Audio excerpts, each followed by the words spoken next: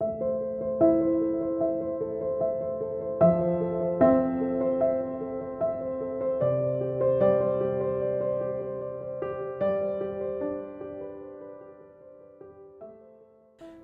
قادر محمد كريمم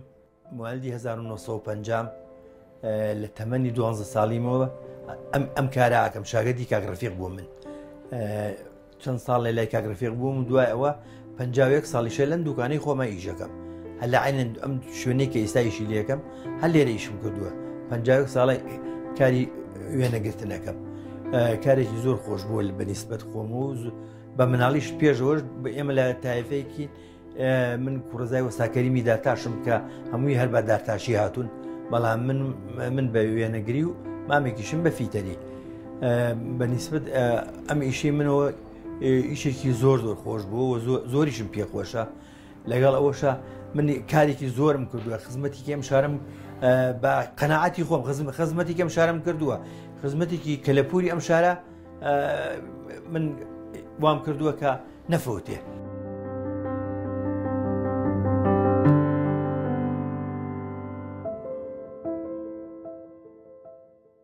باپیرم لە داریکەلی ئیشی بۆ شێ مەحموود کردووە لە بەهارە و هەتا پاییز لەوێ بووە خەریکی ئیشی کاری دارتاشی بووە دەرگا و پەنجەرە و شتانی بۆ دروست کردووە حتا بۆ نمونە جێگا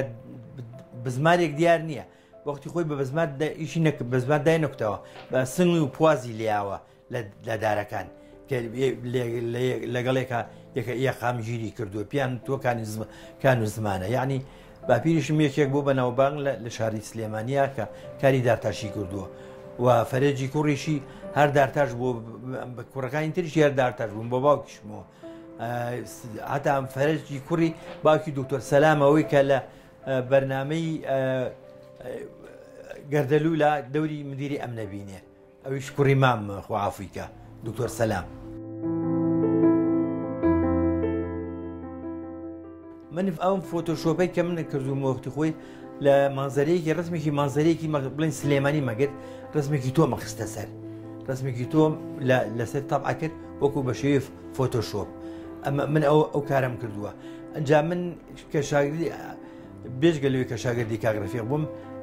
لەم دوکانی خۆمە کارێکم کردووە لەسەر ئەشیعا وێنەم تەبع کردووە کە هیچ کەسێ تا ئێستا نەیتوانێ بیکە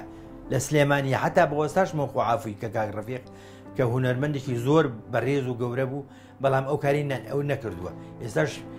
وێنەکانم هەیە و پیشانیشتانە هەم لەسەر ئەشیعا وازانی ئەشیعەیە بەڵام وێنەی خەڵکە وێنەی مەنزەرەی سلێمانیە من ئەو شارم ئەوانم کردووە لە ساڵی 74 ئیشم کردووە کارەبا نەبووە من بە کڵاو ڕۆژنە ڕووناچیم دروست کردووە و کارەبام دروست کردووە ئیشم کردووە ئیشێکی زۆر چاک. من ئەم جامانەی ئەمەی ئێستا پێڵێن فۆتۆشۆپ ئێمە لەسەر جامەکە جامی کارەبا جامەکانیشی پیشانێم ڕتوشمانە کرد بەڵام ئێمە مازانی چی ڕتوژەکەین مەساماتی دەموچاوی تۆ نابووە وەکو ئێستا سواغ بیرێ بازە شوێنێکی پێویستی بۆ پڕکردنەوەیەکە بواە ئەوانەمان لا ئەبرد بەڵام ئێستا مناڵێک و پیاوێکی پیر یەک تەبیعەتی بۆ دانن نابێ ئەو یعنی بەڕاستی جوان نییە ئەبێت تۆ بزانی چی دەموچا ئەو دەموچاوت چۆن چی پێویستی بە دەستکاری هەیەبیکی نەک هەموو شتێ دەستکاری بکرێت. من لە مناڵیمەوە ئانم خۆشەویست ئەوانە کە تووشی نەخۆشی دەرونی بوون کە خەڵک شتێکیان پێڵێ بەڵام من ئەویان پێناڵم قەت هەر لەم نەخۆشی دەرونیان هەیە ئەوانە یەکێکن لەوانەی کە خەڵک بێ یارمەتیان بە بیان دوێنێ خەڵک عیلاجیان بکە عیلاج چونکە عیلاجیان هەیە کامەی زۆر عەسەبی و تووڕێ لەگەڵ منە ئینە ڕێکە ئێستا بۆ نمونە ئەو کەسی کە زۆر لێ ترسان قار بوو من ڕسمم هەیە لەگەڵیان لەم دوکانی خۆمان ڕسمم گرتووە دەسم لە ملیایەتی ئەو دەستی لە ملی منایە ئەمە ئەبێ بیدوێنی ئەو کەسە محیبەت هەبێ لەگەڵیان ئیترە شتە کاتی یعنی و کاتیانە چاگەکرێ من ئەو ڕسمانی کە من هەمە لە سلێمانی کە خۆم گرتووە من مەخسە بۆ نمونە ئەم نەسوورەکە ئەم سژنی گەورە کە ئێستا باخی دایکە ناو سەرا کە ئەو شوێنی کە پیان و ئیدارە مەحەلیکە ئێستا تێگراوە کراوە بۆ باخە ئەمانە هەمووی لەو ڕۆژی ڕاپەڕینەکە من گرتووە بە هەموو نەوەکانیەوە هەتا بۆ نمونە یەک خەفەتم هەیە کە 36 ڕسمم گرت بە کامێرەیەک هەر لە ڕۆژی ڕاپەڕینەکە بە کامێرەکەەوە دزیان بەداخۆ فیلمەکەم نشتەوە کامێرەکەش بە کامێرەکەەوە لیان دزیب ڕۆژی لە ڕەوەکە ئەوانەی من کردو من خۆم هەڵناکێشم بەڵام شتەکەم واقعیە لە بەرچاوە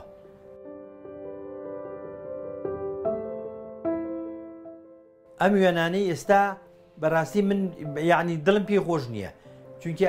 ئەو وێنانەی کە ئەوسا گرتومانە حەچی کاتێ سیرێکی ئەڵێ ئەو کاتەیە کە گرتوتە بەڵام ئێستا تۆ وێنەیەکە گری پاش دوو ڕۆژە ئیسڕیتەوە ئەمەکەی تۆ شتە ئەو وەس لێتێک چوو ڕۆژ ئەو شتە ناگەڕێتەوە بۆ تۆ جارێکیکە بگریتەوە